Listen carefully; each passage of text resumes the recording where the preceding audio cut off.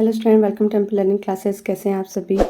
आज के वीडियो में हम एडुकेट अभ्यास पुस्तिका विषय गणित की जो कि कक्षा 6वीं के विद्यार्थियों के लिए दी गई है देखेंगे। चलिए फटाफट से स्टार्ट करते हैं। हमारा अगला अध्याय 5 जिसका नाम है प्रारंभिक आकारों को समझना। हमारे आसपास के परिवेश में हम सब विभिन्न प्रकार के आकारों को देखते हैं। यह आकार या तो रेखाओं से बने होते हैं या फिर वक्रों से बने होते हैं। ठीक है, तो ये वक्र कहलाते हैं जो मुड़े होते हैं। ठीक है, तो इन आकृतियों से, इन आकारों से क्या बनती हैं आपकी विभिन्न प्रकार की आकृतियाँ, जैसे कि रेखाखंड, कोण, त्रिभुज, बहुभुज और वृत्त के रूप में बनाते हैं। इन आकारों की मापों की तुलना करने के लिए कुछ विभिन्न विधियों पर हम चर्चा करते हैं। पहली विधि आपको अवलोकन करके, अवलोकन अर्थात आप अवलोकन करके मतलब देख कर बता सकते हो कि वो आकृति छोटी है या बड़ी है। ठीक है, तो आप जैसा कि देख रहे हैं रेखाखंड AB और CD दिया गया है।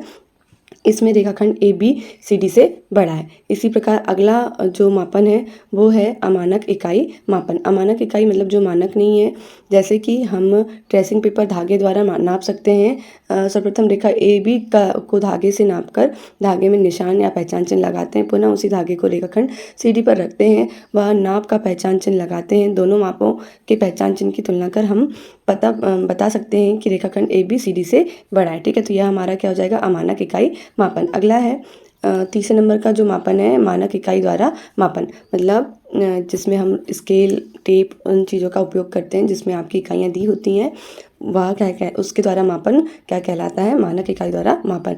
इस विधि में हम रेखाखंडों को स्केल, रूलर की सहायता से नापते हैं। सर्वप्रथम सेंटीमीटर की ओर से स्केल से शून्य चिन्ह को रेखाखंड AB के बिंदु A पर रखते हैं। बिंदु B के सम्मुख चिन्ह को रूलर पर पढ़ते हैं। इससे रेखाखंड AB की लंबाई कितनी प्राप्त हुई, हमें 6 सेंटीमीटर। इसी प्रकार यह प्रक्रिया रेखाखंड CD पर हम दोहराते हैं, तो रेखाखंड CD की जो लंबाई है वो क्या प्राप्त हुई, 5 सेंटीमीटर। तो हम बता सकते हैं कि AB रेखाखंड क्या होगा, बड़ा होगा। ठीक है, तो इन मापनों में त्रुटि करने से हमें बचना चाहिए। उदाहरण के रूप में आपको क्वेश्चन दिया गया है, चलिए देखते हैं। उदाहरण है, निम्न में से प्रत्येक कोण का नाम लिखिए व उन्हें समकोण, न्यूनकोण और ऋजुकोण, अधिक कोण व प्रतिवर्ती कोण के रूप में वर्गीकृत कीजिए। तो पहला आपका देखिए समकोण से कम है। समकोण आप सभी जानते हैं, यह कोण क्या है, समकोण है। इन दो रेखाओं के बीच में बनने वाला कोण क्या है, समकोण है। यह आकृति आपकी थोड़ी ऐसी भी हो सकती है, समकोण आपका ऐसा भी हो सकता है, या आप इसे ऐसा भी कह सकते। तो ये भी आपका क्या है, समकोण है। ठीक है, तो हम देखते हैं ये समकोण से कम है, अर्थात इसे हम क्या कहेंगे, न्यूनकोण AOB। इसका नाम क्या होगा, AOB, जो कि समकोण से छोटा है। ठीक है, अगला है आकृति 2 में समकोण XOZ। XOZ को हम देखेंगे जो कि क्या है, समकोण है। यहाँ 90 अंश का कोण बन रहा है। ठीक है, आप चांदे से नाप कर भी देख सकते हैं। अगला है आकृति 3 ऋजुकोण AOC। AOC ऋजु रेखीय कोण जो कि 180 अंश का कोण बनता है। क्या होगा, ऋजु रेखीय कोण दो समकोणों से मिलकर बना होता है। ठीक है, दो समकोण अर्थात आपका एक ऋजु रेखीय कोण 180 अंश का। अगली आकृति जो है वो क्या है, आपका आकृति प्रतिवर्ती कोण PO और ये क्या है, Q। इसमें जो आकृति POQ में जो बाहर की ओर कोण बन रहा है उसे हम कहेंगे क्या, प्रतिवर्ती कोण, जो कि 180 से ज़्यादा है। कितना है, 180 से ज़्यादा। ठीक है, अगली आकृति आपकी अधिक कोण की, जो 90 अंश से अधिक है ना, 90 अंश ये हो गया आपका, और उससे अधिक मतलब क्या हो गया, अधिक कोण। ठीक है, समकोण से बड़ा अधिक कोण।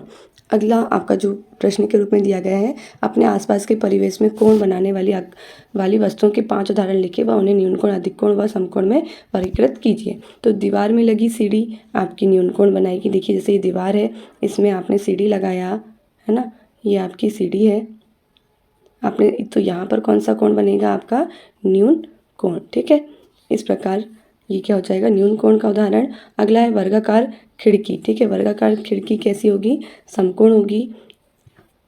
जैसे कि आप देख रहे हैं ऐसी खिड़की आपकी क्या होगी, इसके कोनों पर कौन सा बनेगा कोण, समकोण। ठीक है, फिर कपड़ों का हैंगर देखेंगे हम। कपड़ों का हैंगर आपने देखा होगा, इस प्रकार से होता है। तो यहाँ पर क्या होता है,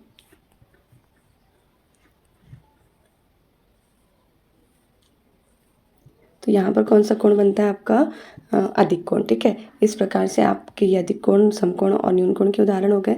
अगला जो उदाहरण है, घड़ी की सुई 12 से चलकर पुनः 12 तक पहुँचने में एक घूर्णन पूरा करती है। एक घूर्णन पूरा करती मतलब एक चक्र पूरा करती है। तो निम्नलिखित स्थितियों को कोणों के नाम में सुमेलित कीजिए। ठीक है, तो हम देखेंगे ऋजु कोण आपका क्या होता है, जो एक घूर्णन है उसमें कितने अंश का कोण बनता है, एक घूर्णन में 360 अंश का, जिसमें दो क्या होते हैं आपके ऋजुरेखीय कोण। इसे पुनः बनाते हैं हम। ये पूरा चक्र 12 से लेकर 12 तक का कितना होता है, 360 अंश का चक्र होता है। ठीक है, इसमें आप देखेंगे दो आपके क्या होते हैं, 180 अंश के कोण। एक सरल रेखा 180 अंश का कोण बनाती है, आप सभी जानते हैं।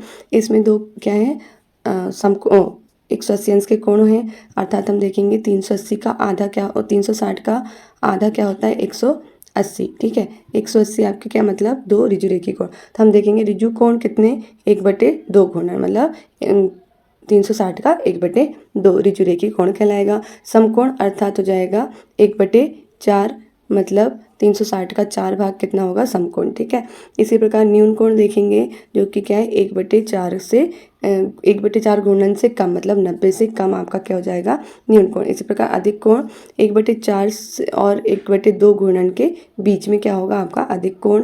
प्रतिवर्ती कोण आपका हो जाएगा 1/2 घूर्णन से अधिक। और इसी प्रकार संपूर्ण कोण हो जाएगा एक पूरा चक्र या संपूर्ण घूर्णन आपका क्या कहलाएगा, संपूर्ण कोण, जो कि कितना होता है, 360 अंश का। ठीक है, उदाहरण देखेंगे हम।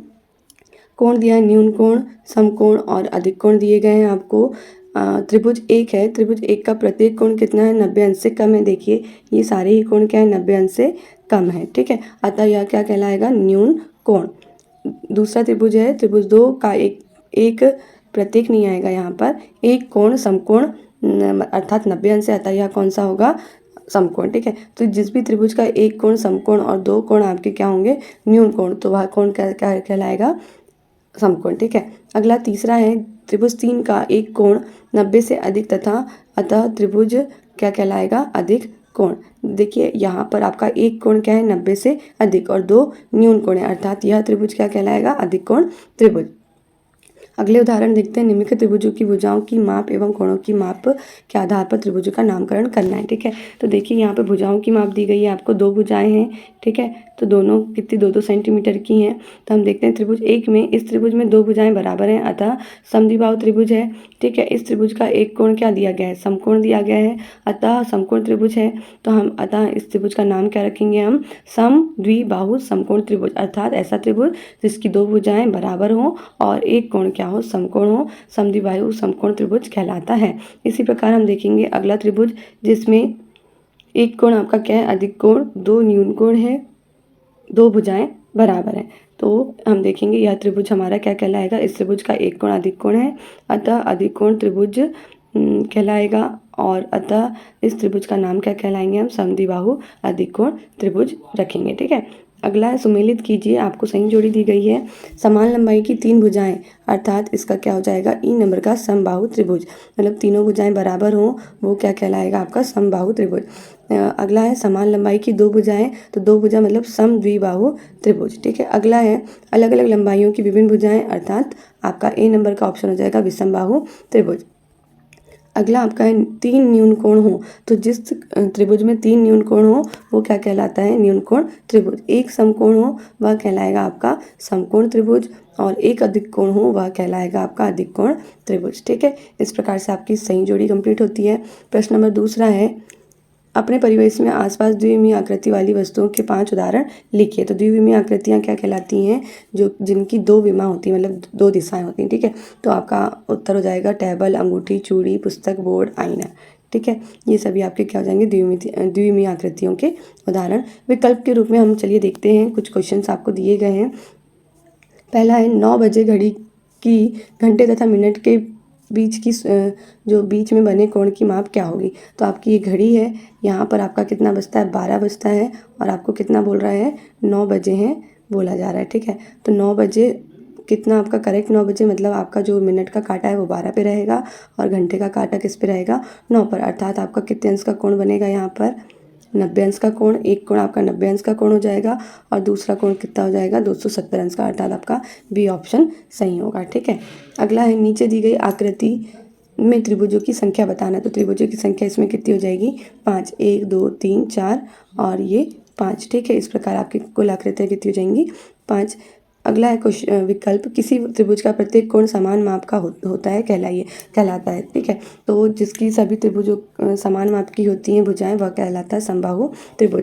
चौथा है, निम्न में से कौन सी वस्तु द्विविमीय आकार की है? तो द्विविमीय आकार की वस्तु क्या हो जाएगी आपकी? वृत्त। अगला क्वेश्चन है प्रश्न 5वां, त्रिभुज जिसकी सभी भुजा बराबर हो कहलाती है वर्ग कहलाती है। ठीक है, अगला प्रश्न है, रेखा लाइन के एक निश्चित भाग को क्या कहते हैं? उदाहरण से समझाइए। तो रेखा के एक निश्चित भाग को रेखाखंड कहते हैं। उदाहरण है, आप देख सकते हैं एक रेखाखंड हमने निर्मित किया है ए से बी तक।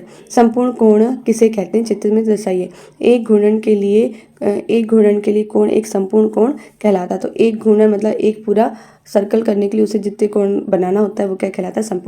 संपूर्ण कोण, जो कि 360 अंश का होता है। अगला है, एक चौथाई गुणन के लिए कोण का नाम बताइए। तो एक चौथाई गुणन मतलब 360/4 अर्थात 90।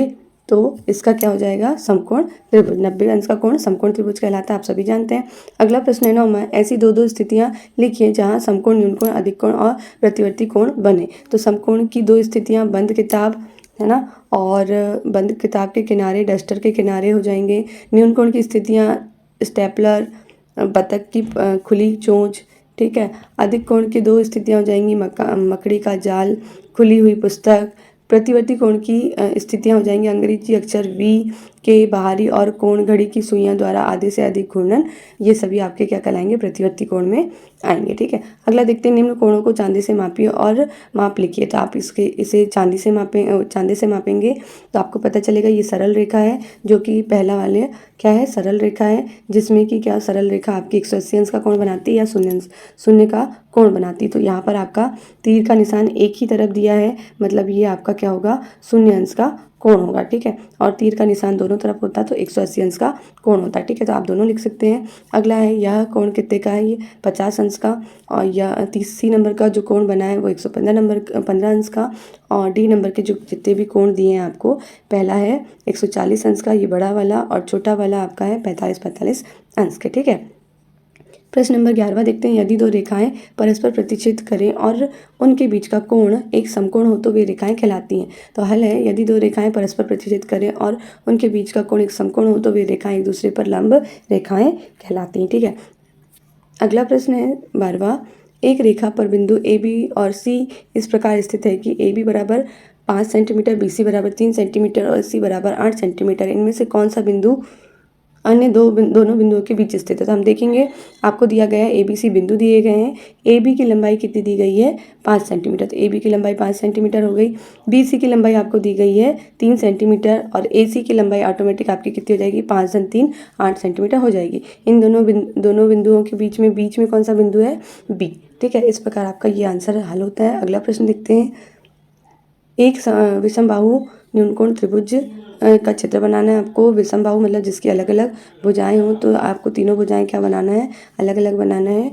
ठीक है, अधिक कोण त्रिभुज देखिए, आप एक अधिक कोण त्रिभुज बनाना है, मतलब 90 अंश का से अधिक का कोण आपको एक निर्मित करना है, और उससे आपको भुजाओं को बनाना है जिसमें 2 भुजाएं आपकी क्या होंगी? बराबर होंगी। अगला देखते हैं, आपको विषमबाहु समकोण त्रिभुज निर्मित करने कहा गया है। समकोण त्रिभुज में आपका एक कोण क्या रहेगा?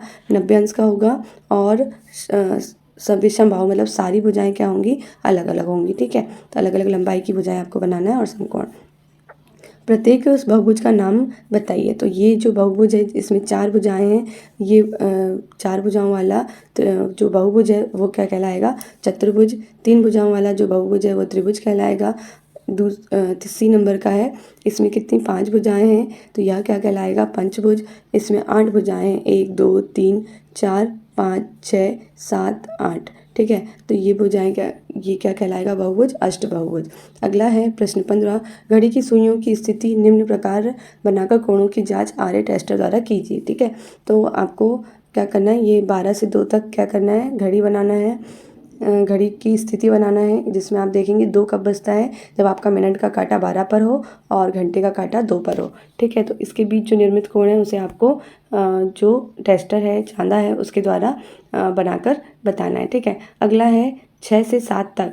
तो 6 से 7 तक का टाइम है, उसमें कितने अंश का कोण बन रहा है वह हमें बताना है। अगला है 2 से 5 तक जो टाइम है उस पे आपका कितने अंश का कोण बनता है वह आपको बताना है।